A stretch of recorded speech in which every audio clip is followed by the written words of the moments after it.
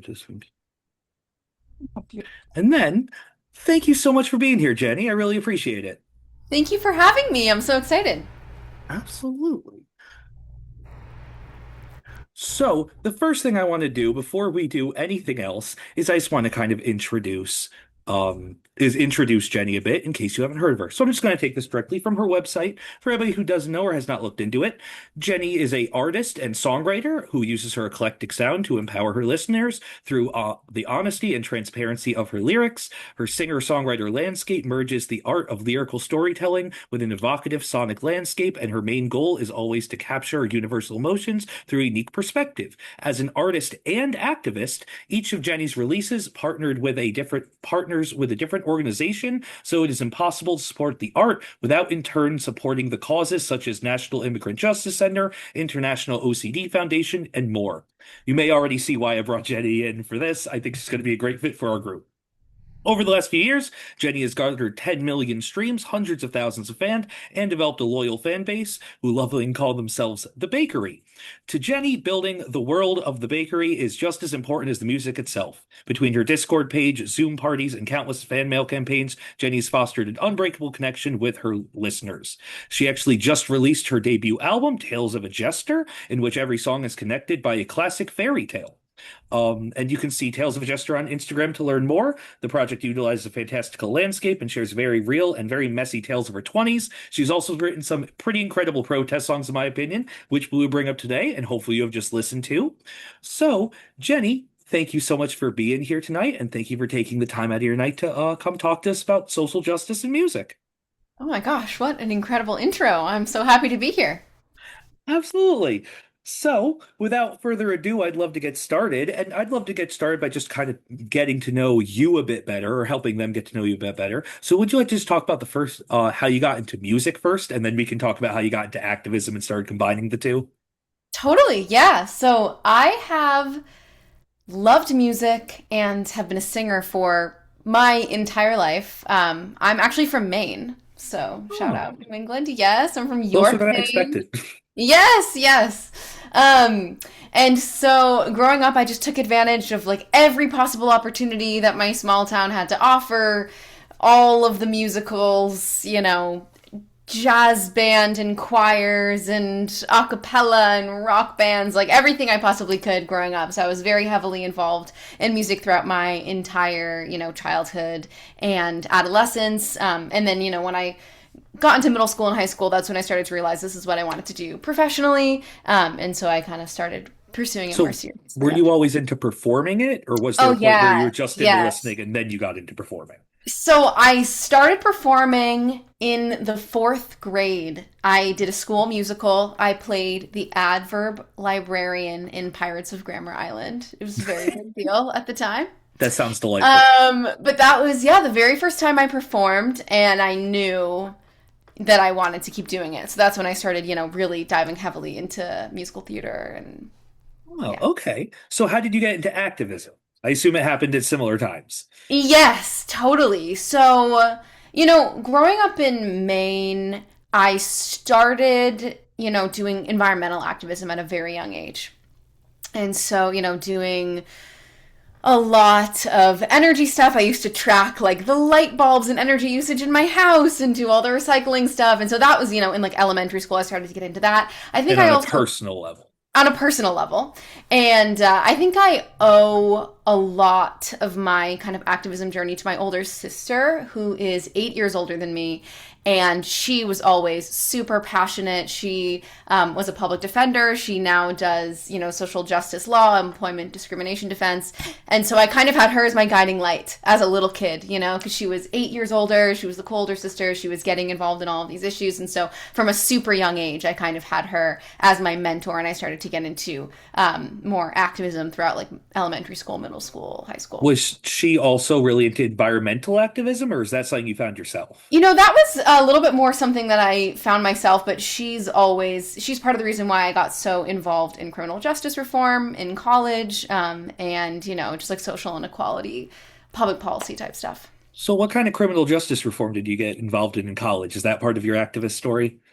Yeah, yeah. I was super. So, In college, I studied sociology. We can get into this also later. I feel like it kind of plays into the music activism stuff. But I studied sociology, and a lot of my focus was on like recidivism, reentry. I was the vice president of this Project for Justice, so we interviewed a lot of like formerly incarcerated people and did series. We did a series called Beyond the Bars where we talked about different issues with reentry, and I did just took a lot of classes, studied, did a lot of, hosted a lot of events, speakers, things like that. So that was like a huge, center point of my like activism in college.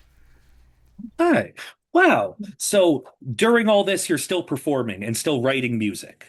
Yes, yes, very much so. Interesting. So you're writing music during this, but you don't Mhm. start I don't experience any of your what I would call protest music like America the Beautiful until about a year ago. Were you writing any Yes. music like that So beforehand, or was that the first go at it? yeah, so it's interesting. So obviously, like I loved music, and I knew I wanted to be a musician, but I also knew that there were so many other issues that I was so passionate about that I just could not give up learning. Like I knew that I wanted to study both in college, and so I ended up doing this dual degree program with Harvard and Berklee College of Music.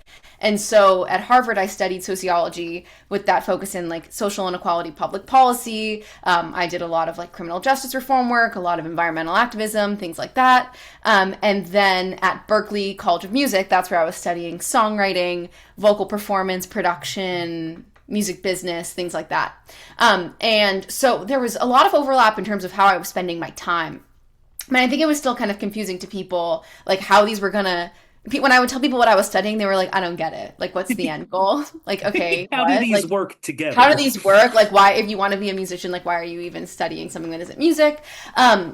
And so that's when I thought kind of long and hard about how I wanted them to overlap. I took an incredible music activism course taught by Esperanza Spalding when I was in Wow. college. That was amazing, where we worked, with local Boston musicians, and that kind of reframed a lot of Is that my just a normal class understanding. they offer? Was that like a super special class? It was kind of, I mean, she was only there for a little bit, so it was like a special class. Wow. But yeah, so then, that's when I kind of was brainstorming how I could merge the two, and I came up with the idea of donating a portion of all streaming royalties across my entire catalog to different organizations. So it's like literally impossible to listen to me without supporting these causes. But again, I hadn't really written protest music because every time I tried, it just turned out kind of cheesy. Like they're Gosh, hard. that's why I never got into writing any.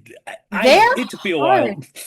Yeah, and I think I kind of shied away from it because I was like, I don't want it to be preachy. I don't want it to be cheesy. And so, I would write little verses and I would write, poetry and lyric ideas here and there.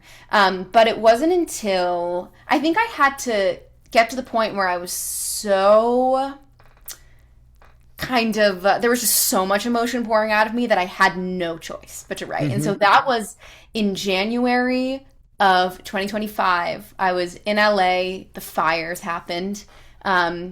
Had to evacuate, and then when we got back, the air quality was so bad you couldn't leave your house without an N95, and then the inauguration happened a week later. And so it really felt like doomsday, environmentally, politically, socially. I was so heartbroken. It was really just like overwhelming pain, and I. It's the idea started out as I saw a lot of people rewriting verses to "That Funny Feeling" by Bo Oh, Burnham, and Bo Burnham. Okay. and so I wrote a version, like I wrote a verse, my own verse, um, just to get out some feelings. And then, some of what I was writing about was the whole thing was just very cathartic. And so I decided that I wanted to go into my writing session that week and try to write a political song for the first time. Again, because I had written like little ideas alone, but I had never gone into a songwriting session and really set out to write a full protest song. Interesting. So this was written in the way your usual songs were written. This was not just like a spur of the moment, like you went into a songwriting session to write your political song.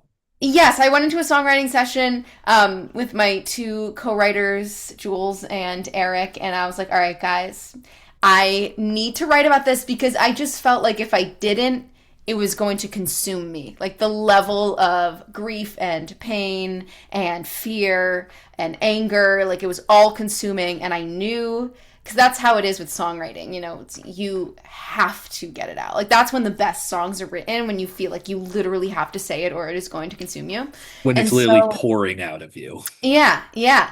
And we went in and I had the idea to do a spin on America the Beautiful. I can't remember when I came up with the idea, but at some point around that time, I had kind of written in my notes app some idea about doing a spin on America the Beautiful.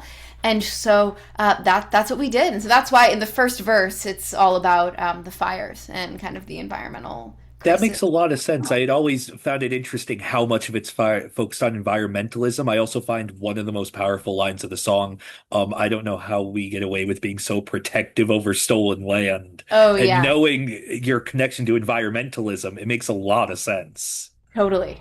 Totally. Oh, that's so interesting. So, like, you went in to do this with your co-writers. They've helped Hmm. you write stuff before, right? Yeah. So, Hmm. how did they react to writing a song that was so different in material and I think transgressive is a fair word. It's Yeah. Yeah. definitely Yeah. like going for it. They were excited. I think there are some people I think can pull off the whole like positive spin in a protest song better than me. Every time I try to do that, it turns like super cheese balls, and so my angle on these is like I'm just gonna say exactly what I'm feeling, and I think the how I have been navigating my protest music since then is just to write the scary things, right? So to not shy away from being really, really honest, even when it seems like something you shouldn't say in a song. And so, That's fascinating. That I find that very like mhm. I find that very fascinating when comparing it to your music because the two songs you have off the new record, which I'm sure we'll talk about in a bit, what I find very fascinating about them is how specific they are. And it Yeah, makes sense that you're getting specific if you're trying to write about the things that are scaring you. yeah, totally, totally. And I think for me, in order for these songs to feel like less preachy, because again that's something I struggle with just in terms of like the craft of the songwriting, right? Like you don't want it to come across as that. So for me it's like I'm just going to talk about exactly how I feel. I'm going to say the things that are brutally honest even if they feel like I might ruffle feathers or make people mad, and I'm just going to be hyper specific, and I feel like through using those tools, I've been able to kind of make some stuff that feels like honest.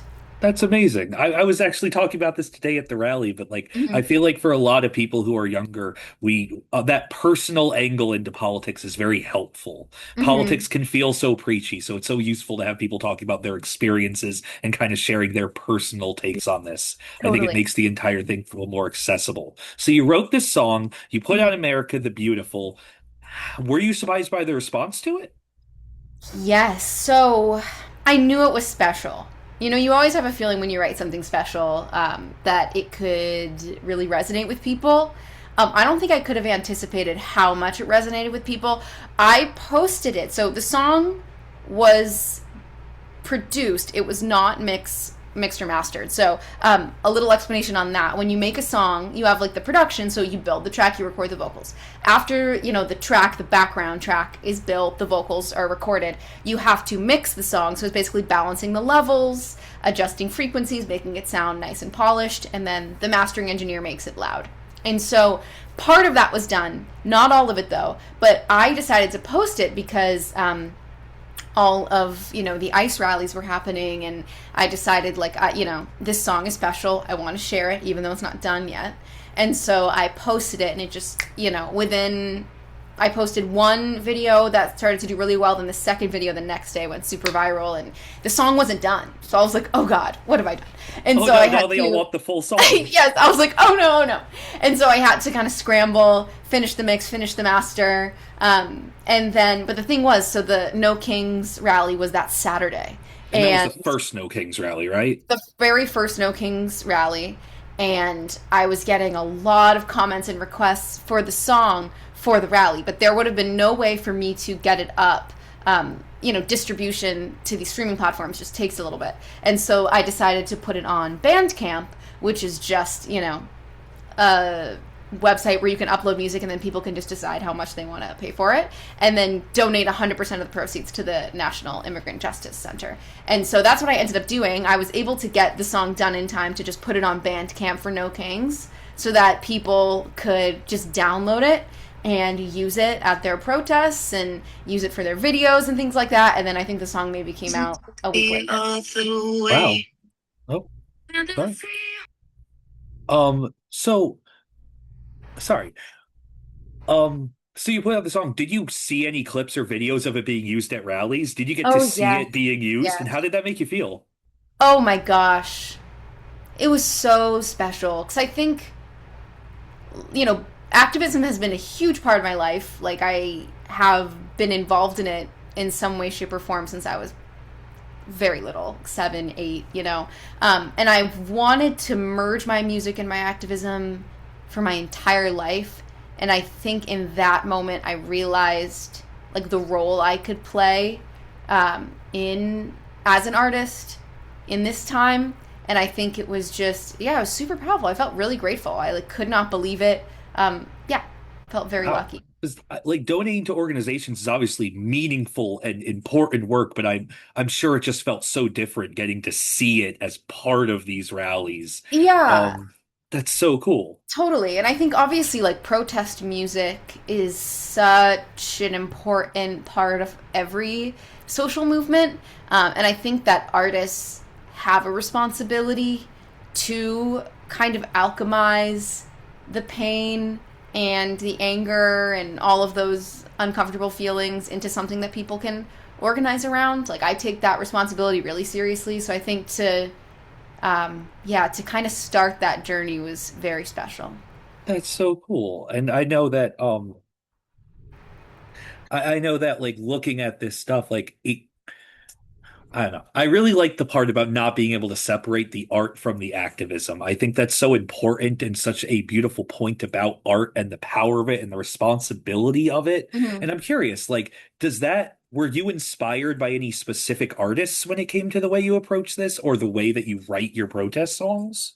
Yes. So, oh my gosh, I was thinking earlier today of some songs in particular. I mean, there's such incredible protest music. I could never even like name all of the songs that inspired me, but two songs in particular that were inspiring, especially I didn't necessarily reference anything when I wrote America the Beautiful because that was just like came out of me. And I just, Hmm, had a vision, wrote it, and then after that, I was like, oh geez, okay, I want to do this more, and so I started listening to more protest music. And two songs that, interesting. yeah, that really stood out to me that were very inspiring for Emperor's New Clothes and Man Made on the album were "Famine" by Sinead O'Connor, and it's about the Irish famine, and then the potato famine, and then this is a modern song, but "Environmental Anxiety" by Ray off of 21st Century Blues.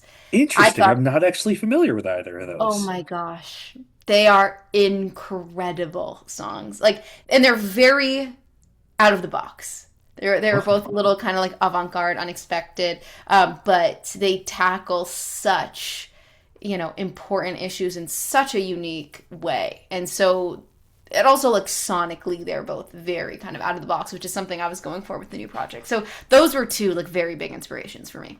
That's so interesting because that's definitely like a splitting point in like in the way that we see music because I come from emo and punk and stuff and a lot of it's just about how aggressively and honestly you can get across your difficult Yeah. feelings. So like when I think of the protest songs I listen to, a lot of them aren't that sonically unique or like Yeah. trying for those different things. So like Mhm. that's kind of where you're coming from. You write America the Beautiful, you release it and you decide I want to do this more.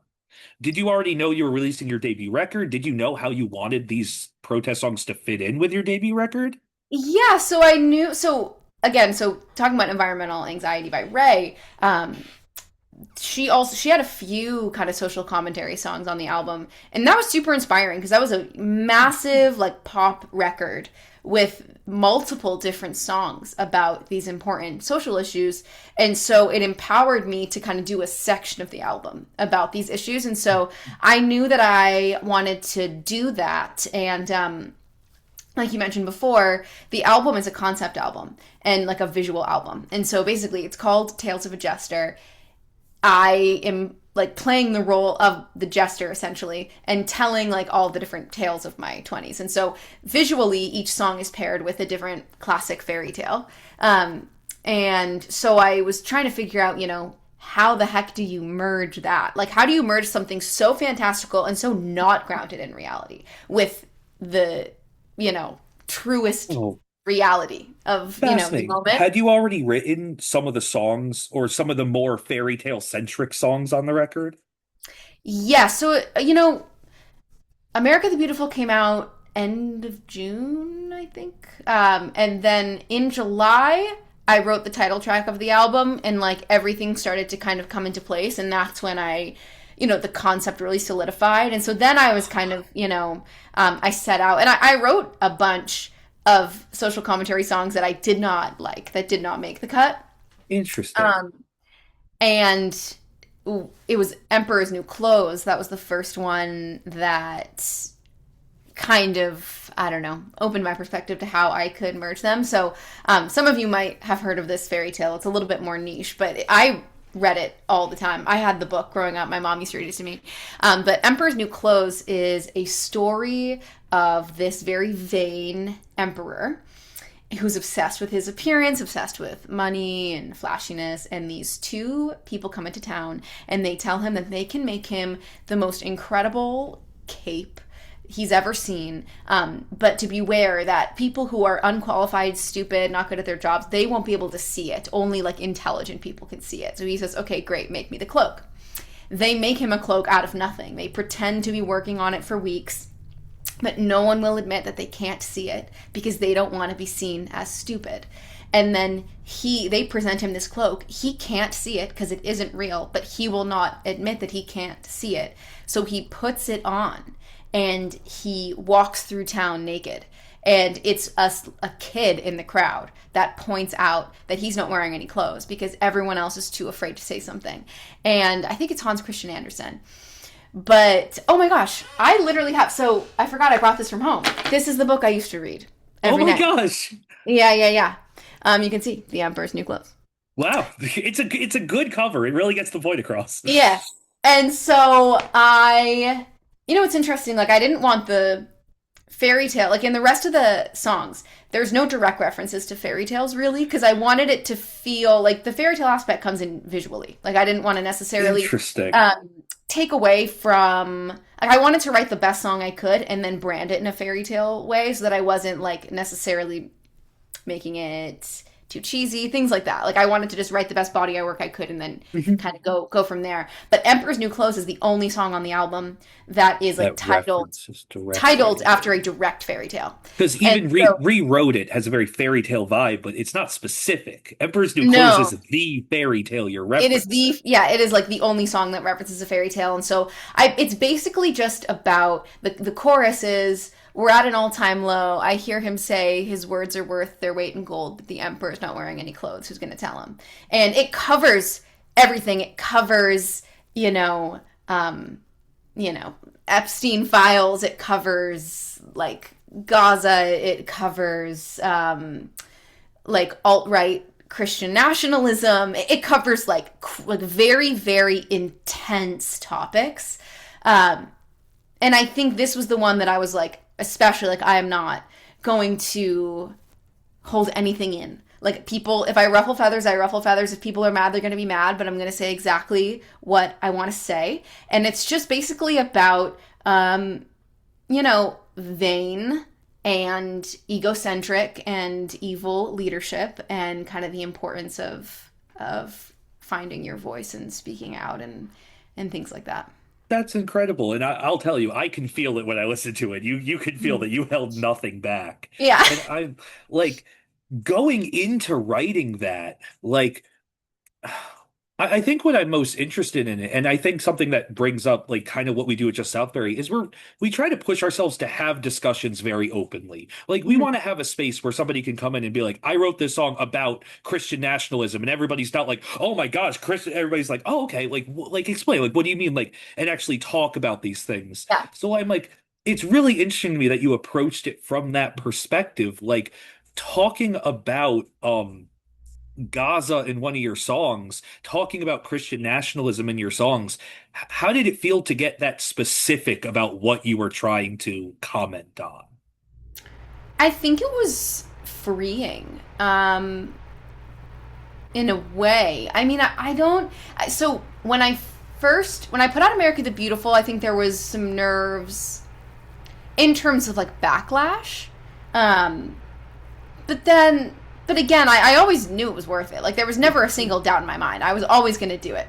But I was like, geez, I hope. And of course, I got, you get your hate You, comments. you are an artist. Like it's fair that Yeah. you're like, oh, people are going to say stuff, but that does Yeah, suck. I know my parents were all worried about just like safety and things like that. But once I did it once, I was like, okay, nothing can stop me now. Oh, You know what I mean? I did Like, it once. It went viral. I'm invincible. yeah, no, but I'm like, I think just I feel like more like myself because this is for people who know me personally, right? Like this is very much who I am. Like this is not surprising. Like I talk like this all day long. This is very core to me as a human being. So I think being able to incorporate that into my artistry, it feels really honest. And so I think kind of showing my listeners more of who I actually am and the things I actually believe in because these, writing just about other things in my life, but leaving this out feels like a huge absence because this is such a huge part of my life and who I am. And so I think it just feels like I get to share,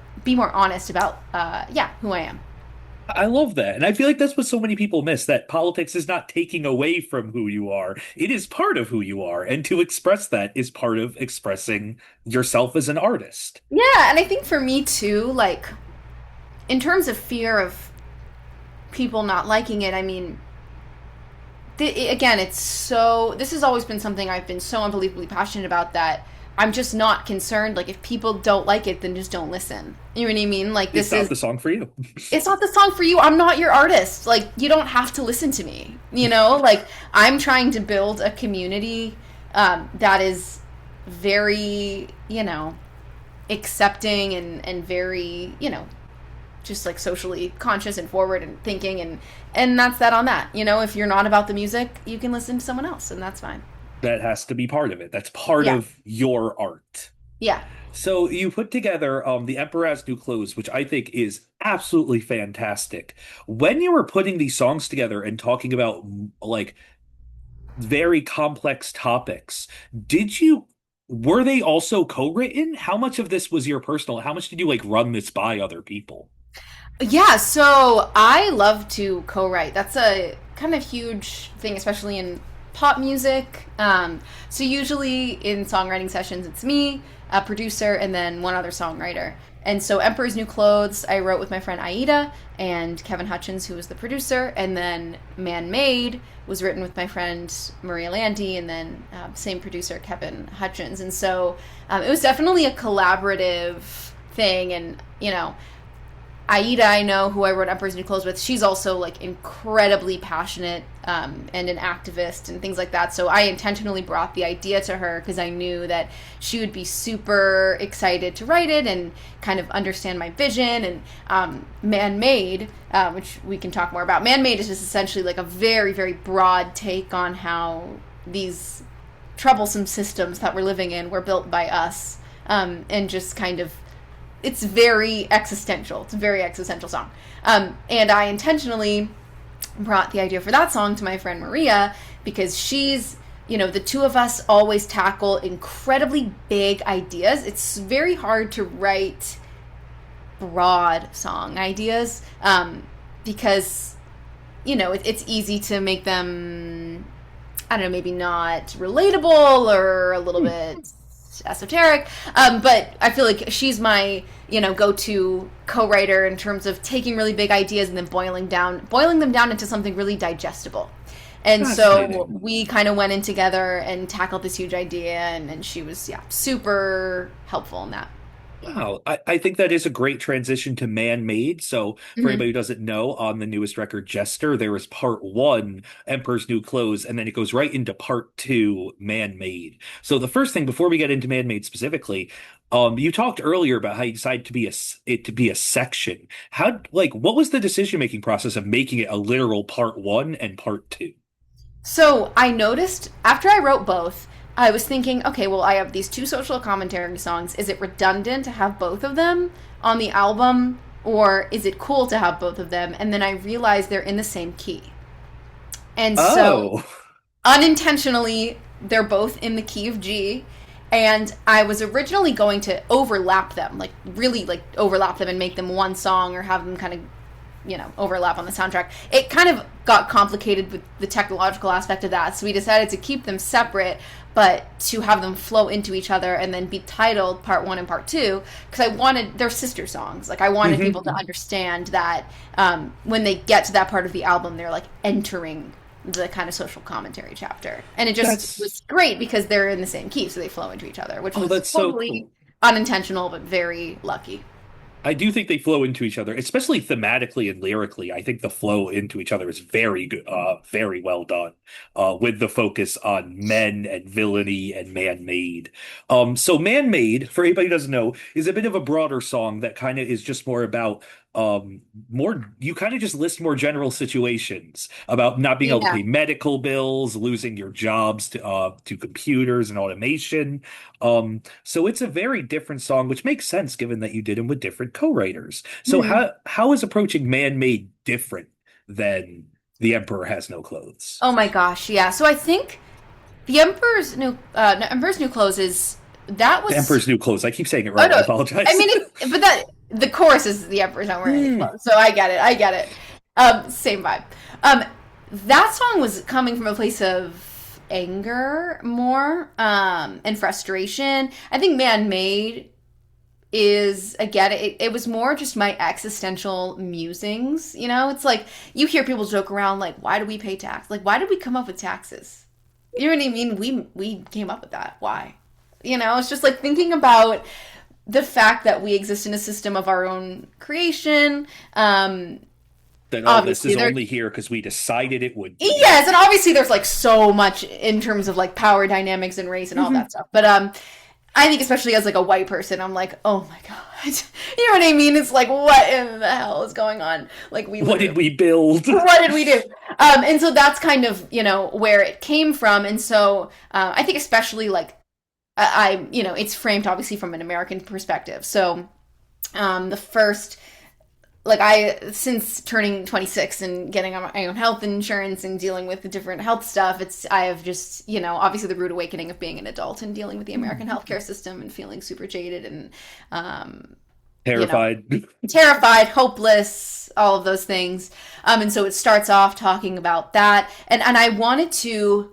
I was also very inspired by the songwriting of like Noah Kahn and other folk artists. And so I wanted the song to feel lyrically very folk centered in terms of like storytelling about different Oh, people's experiences. And so basically, like the first verse is, Emma's dad has been sick for a year. The bills pile on the kitchen table. Mom's been working every day and night, drowned in debt in the prescription labels. And then it's Danny can't take it anymore. He's just trying to take care of his daughter, but the plant being built next door is stealing all of their drinking water. And so it's like all of these little stories, all these little snapshots of all the things that people are dealing with all across the world. And then, you get into the pre chorus, which is like, how did it get so sick and fucked up when we started as Stardust? And then it gets into the chorus of man made it this way. And then second verse is about AI and yeah, all of that stuff. But it's tackling all these big ideas, but we brought it down to reality by kind of just telling stories of everyday people who have to deal with these issues. that's so interesting. I'd love to take a second to really focus on this because I find it very fascinating. Like the second verse on AI, like Mhm. how did you feel as an artist trying to approach how to discuss AI? Because I like AI is so it's already this existential threat within all art. Like, how did you decide to kind of deal with it? Oh my gosh. I mean, what's so funny is I wrote the verse, my gosh, I think sometime in the fall. And then like 2 months later, I've I have had like dozens of songs uploaded to my streaming platforms, like AI music pretending to be me over the Oh last gosh. month. Which, some streaming services are kind of trying to fight back against that, but I didn't even like that. That wasn't even so much of a thing when I wrote the second verse. I was more just talking about, I think, the lack of regulation on AI, and I think, the fight I think, basically, I was inspired by just watching all of these tech companies battle to be the most advanced, to Hmm. do things faster, faster, faster, faster, with zero regulation, zero concern for the No environment, concern. zero concern for the like communities that they're polluting. And so I wasn't, again, I wasn't necessarily concerned with the backlash. I was like, this is how I feel. Mhm. This is the truth of what's going on.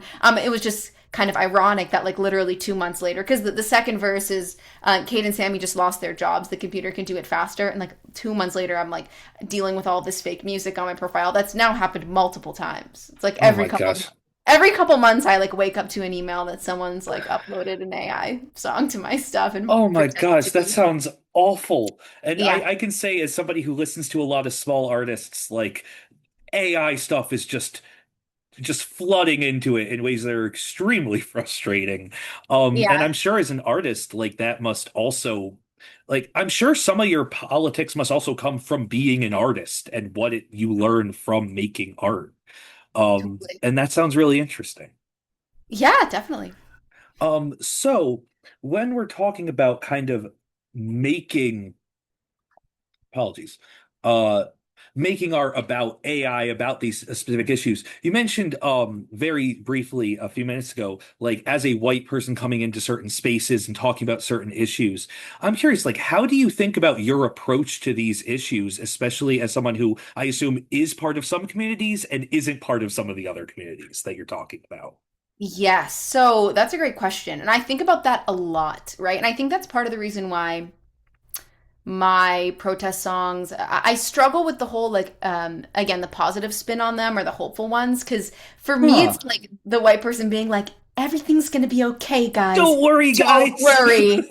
It just doesn't read In the authentic. end, I'll be fine. And No, it's like, in the end, okay. I'm gonna be good. Everything's gonna be all good. So I think, the way I have approached that is just, I think, sharing the things that I am passionate about, but then also financially tying them to support organizations of like more marginalized communities, people of color, immigrants, things like that. Because I definitely acknowledge like the privilege that I have as a white person, as a white artist, like making these protest songs, and I don't have to be as concerned about, backlash or Mhm. how I'm perceived and things like that. So I think, I try to just be honest, not shy away from the things that might seem scary. And then once all is said and done, I try to like tie them financially to other organizations. No, that makes a lot of sense. And it's a lot of stuff we've talked about at Justice Southbury. Southbury is a pretty white community. Justice Southbury is a pretty white group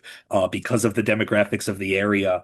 And figuring out how to be an activist for these groups and do it right and like, actually support the people you want to support, I feel is also something I think a lot about. So I was curious. It makes a lot of sense that you think a lot about that. Which song do you think that kind of impacted the most? Kind of thinking about how you wanted to say it and how it would be received by the people you're talking about.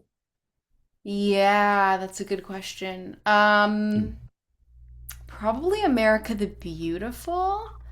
Um, yeah, I think because that was also just my first kind of go at the whole thing, and I didn't, it's not about me. And I think that's the big thing at the end of the day. Like, these songs are not about me Hmm. at all, which is different because my other music is so personal to me. And, like, yes, they're about me in the sense that it's these things that I care a lot about, but I think, like, branding wise, marketing wise, like, the cover art of America the Beautiful doesn't have my face in it. Again, it's like I donated all of the Bandcamp Mhm. proceeds. I don't, you know what I mean? It's like, I Well, know I'm never also, trying to. some of your songs, like I think of Fingerprints and Person That You Need, those Oh, songs yeah. are so intensely personal to you. Oh, yeah. Yeah, I mean, And most of my music, it's like very diaristic, incredibly personal, really, really, really painfully honest. Like every line of every single one of my songs is very, very honest. And so for these ones, they're honest, but they're, again, it's like I don't want to ever feel like I'm trying to benefit from it. Um, or yeah, that's the thing. yeah, It's like I never want it to be like, guys, look at me and my amazing protest I song. did Like it.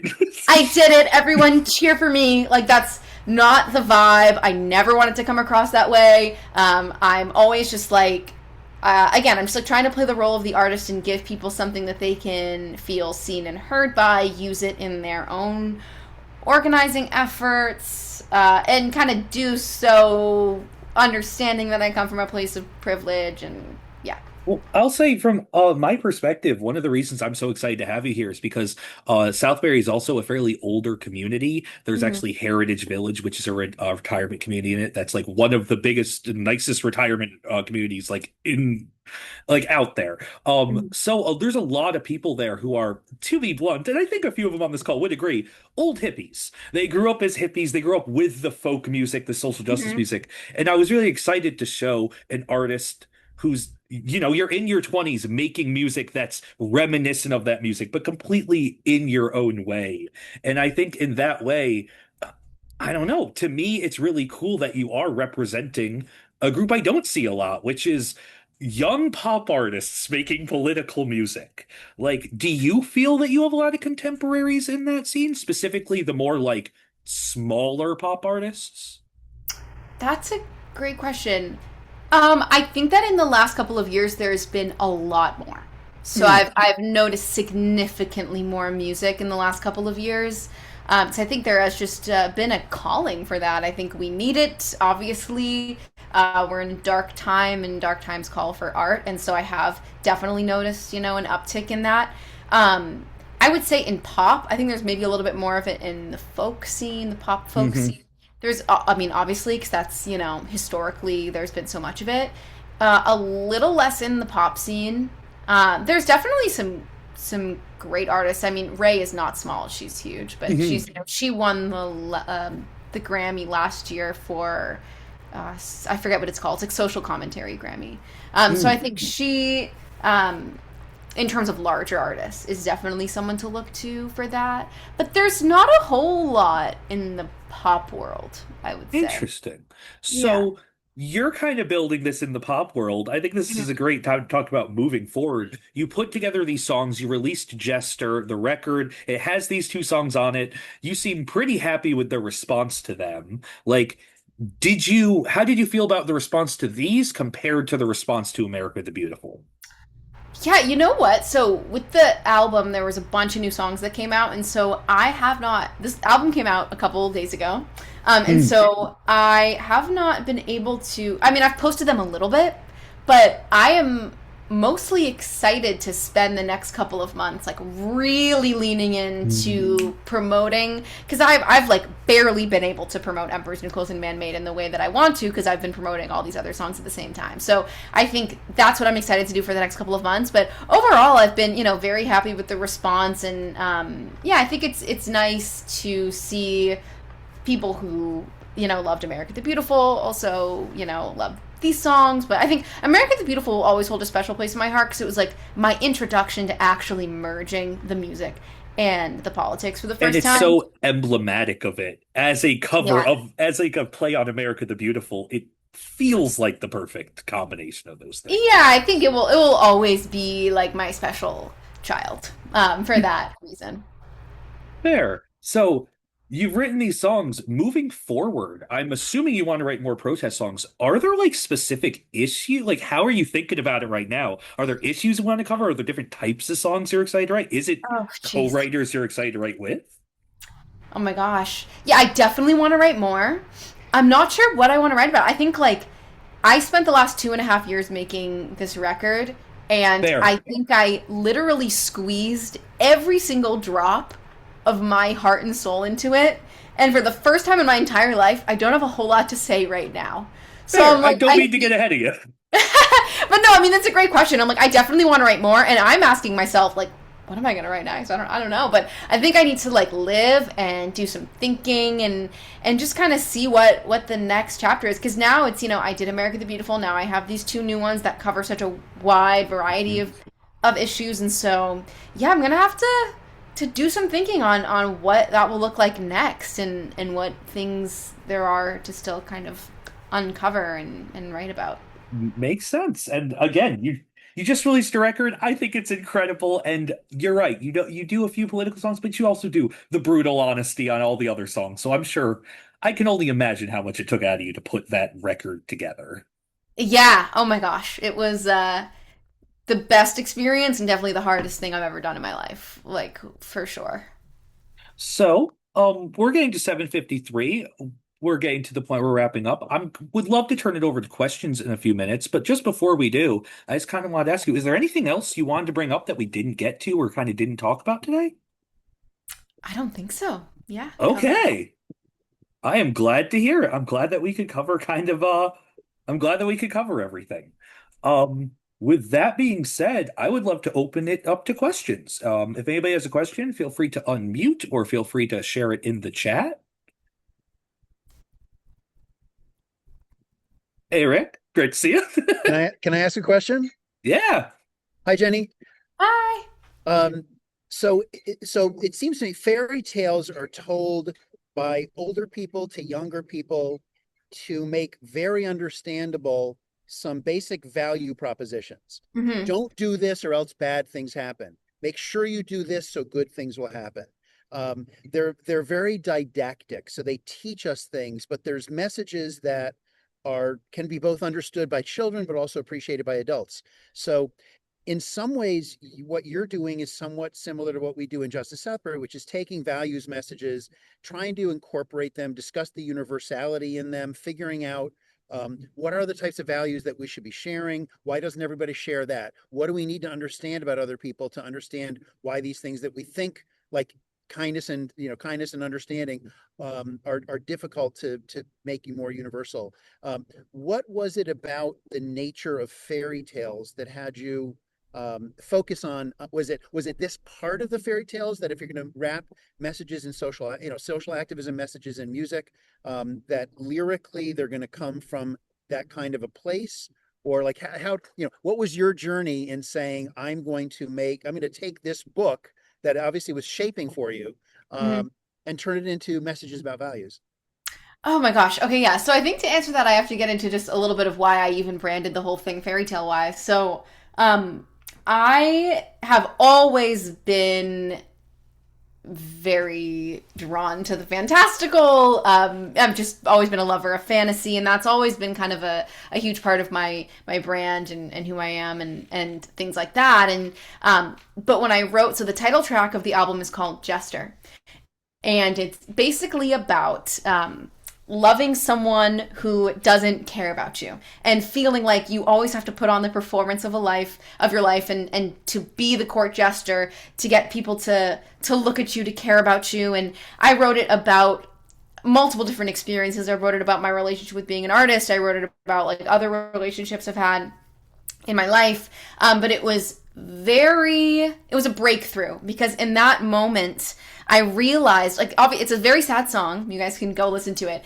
But it actually was super empowering to me because self identifying as a jester was so freeing. So I was like, Huh. actually, yeah, I'm a jester. I want, we all have this very human desire to be seen and to be loved and to be respected by the people in our lives. And that's nothing to be ashamed of. Like, we are all jesters in our own way. And so once I wrote the song Jester, I realized that I wanted the rest of the album to be almost a series of tales. So I'm essentially this jester and I'm telling the stories of my life to get people to care. And it's kind of this like super honest take on like the desire to be seen as a human being. And so that was kind of how it took hold. Like the fairy tale theme took hold through the lens of like being the jester in my professional life, in my personal life, in my romantic life. And Emperor's New Clothes, I think I again, like I said before, I was a little bit nervous to bring the fairy tale stuff in really clearly in the lyrics because I didn't want it to feel hokey. I wanted the songs to stand as great pop songs. But Emperor's New Clothes was so unbelievably perfect that I just had to bring it in to the chorus, you know? And I think it also, like you said, it allowed me to take this really big idea and boil it down into something that was more digestible. Or I also think, some people know the fairy tale, some people don't, but I also think it's cool that someone might Google Emperor's New Clothes when they see the song title and think, what is this? And then they see the fairy tale and they're like, oh, so it is, this, tool to take all these huge issues and then make them more digestible for people. So that's definitely true. I don't think I actually asked this. If you're comfortable, tell us what fairy tale is man-made? Oh, so they're together. So that's why it's part one, part two. So Man-Made Oh, is also Emperor's New Clothes. They're like technically one song. makes Yeah. sense. Hmm. Okay. Hmm. Does anybody else have any questions they'd like to ask? Thank you for that answer. Thank you for talking about that. Also, Jester is an incredible song. Thanks. Great job with that one. I can't believe that one's about multiple situations. It so smoothly comes across as such a clear Ooh, picture. thank you. Connie, do you have a question you'd like to ask? Oh, you're on mute, Connie. Connie's one of our I regulars thought and I delightful. unmuted myself. Sorry. You would think after this many years of playing with Zoom, I would know where the unmute button We've is. had 30 of these. So Jenny, thank you very much. I was really struck when you were talking about co-writing your songs with, even a friend and a producer in the room. And I have never written a song. Well, actually, I've written a song, but I have no music for it. But I don't think that I could expand myself enough to work with someone else and let them change my ideas. So I So think how Connie is is that as a process? undersell. I think Connie is unfortunately underselling themselves right now. Connie is a wonderful poet who has made some incredible, beautiful songs. So I think where Connie's coming from is she has written plenty of incredible stuff and just kind of can't imagine writing it with somebody else. That thank you for the compliment, Jeremy. But could you speak a little bit about how it is to sit in a room and really be open to somebody tweaking or changing the idea that you have or have written down on a page? Yeah. So growing up, obviously, I was just writing alone. And then when I got to college, especially Berklee College of Music, there was a lot of co-writing going on. Because when you look at, especially the pop industry, that is what it is. Almost every single song is co-written. You go into songwriting sessions. There's writers, there's artists, there's producers. It's very collaborative. And so I was kind of thrown into that setting in college, and I ended up falling in love with it because Mm. I think I always want to be challenged. I think you have to have a clear idea of your vision and be comfortable if someone pitches an idea you don't like, saying no. But being able to know when they have a better idea than yours, Hmm. And so I think I love my co-writers. I've been working with, the same people at this point for years, and they're just incredible. And so I value them so much. I value their contributions. And so to get into a room and to just go back and forth, and just both understand that, we're trying to make the best song possible and not being too precious, like having the goal to make the best thing you possibly can, but knowing when you love the idea that you have and then knowing when it's time to maybe go in a different direction. But it takes practice, for sure, for sure. Interesting. Oh, great question, Connie.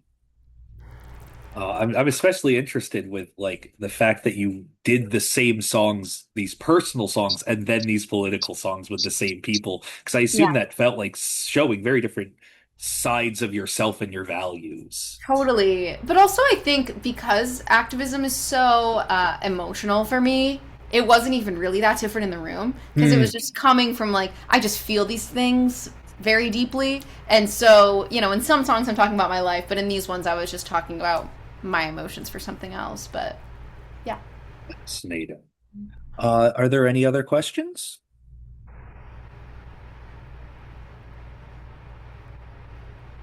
Okay. Well, while we give a second for that, if there are not any, we can always wrap up. But I do have a kind of question I want to ask you, just kind of begin wrapping up. So, like looking forward, what do you think activism in music is looking like, and like what do you think it should look like? Are there certain things that you think should be happening or wait directions that it should go? Like you obviously feel that political music is good and there should be more of it.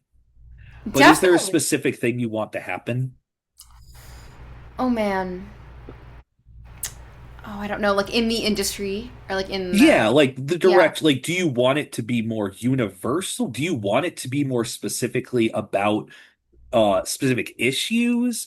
I'm kind of just curious on you're part of this bigger push of politics and music, of social commentary, as you're saying, the power of art and activism together. In like, I guess an ideal world, what does that activism look like going forward? I think, you know, you guys started in 2020. Obviously, there was this really big push to be vocal, and I think that that has kind of dwindled a little bit in some artists. I mean, obviously, there are so many artists who are so incredible and outspoken and doing amazing work. But I think, especially with bigger artists, there has been a Hmm. decline in people speaking out and being vocal. I think I would like to see more of that. I think there's a lot of maybe smaller artists who I think are more vocal, but I think larger artists are maybe less vocal than they were 6 years ago. And I think I would like to maybe see more of that. I think personally, I would like to. I've been so in the world of building the album and writing these songs. I would like to get back to more of just pure activism because that was where I started. And I think I've been in this world of music activism for the last, couple years, and I'm excited in this next chapter to get back into more of the pure activism and volunteer work that I was kind of doing before. Fascinating. Um, does anybody else have any other questions? I'm looking at my questions here. We've covered pretty much everything. Um, Well, oh, I have another comment to make if we yes, have Connie. don't have a huge queue. I think that when Ed spoke today about Pete Seeger and I can't remember the other guy's Bill name, Oakes. but those work became iconic songs, and I think that looking forward to young people like you building an iconic song that how music just brings everybody together in a space. So whether it's a Totally. No Kings Day rally or just a Southbury, I often have thought that there's a place for music to draw us together. So I haven't gotten a chance to listen to your music yet, but just having listened to you talk about it tonight, I'm really excited. My husband was listening because we were driving, and he's like, "Where can we go see her?" I'm like, "I don't know. I haven't Oh, listened yet." So you definitely, and like, we need you. In the world, we need you. So keep doing it, and until you find that song that you'll be singing in your old age, and everybody else will know it. You know. Totally, totally. I mean, yeah, I think you're so right. Like during, I mean, anytime, but especially times like this where there's a lot of distress, I think art is such a foundational tool, and we need as much of it as we possibly can get. So I'm very and we excited. need especially real art at the moment. We're getting Yes, so Yes. much fake art. We Mhm. need we need real some human art. human art. Yeah, so I'm excited to keep making it. So thank you. That means a lot. Well, um, Jenny, thank you so much for joining us tonight. If there's nothing else that we kind of anybody has any questions, or if there's nothing else you want to talk about, I will let you go. Thank you so much for Awesome. coming and spending your night with us, spending an Of hour with course. us, and helping us understand these things. I know Yeah. all of us are very passionate activists, and I know I gained a lot from this, and I assume that everybody here did. Yeah, thank you guys so much and thank you for all the work that you guys continue to do. I mean, 319 weeks in a row is amazing. So, yeah, thank you for all of your work. Hey, it's wonderful that we get to do it with other activists and collaborate and learn from each other. And I'm glad that your voice will emanate through Justice Southbury from now on. Totally. And yeah, thank you so much. I hope you have a wonderful night. Great, good luck with the release and everything. And thank Thank you, you. everybody else, so much for coming and spending your night with us as well. Thanks, Awesome. Jenny. Thank you so Thanks. much for having me. Have a great night. Thanks, Absolutely. Jenny. Have a great Take care, night. everybody. Bye.